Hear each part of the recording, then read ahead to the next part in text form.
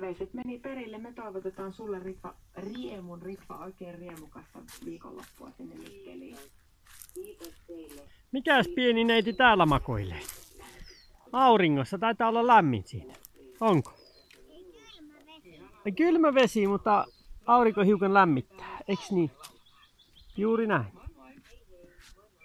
Pylly on paleltuu, mutta pää palaa niinkö? Aha.